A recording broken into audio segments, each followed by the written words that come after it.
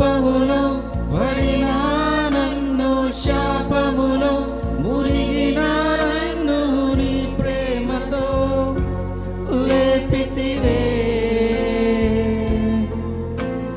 రోగమే నన్ను చుట్టుకొని ఉండగా రోదనతో ఒంటరినయుండగా నా కన్నీటిని తుడచితివే. నీది శాశ్వత ప్రేమయా, నేను మరచిపోలేనయా. ఎన్ని యుగాలైనా మారదు. ఎండిన ప్రతి మోడును మరలా చిగురించెను. నా దేవునికి సమస్తము సాధ్యమే.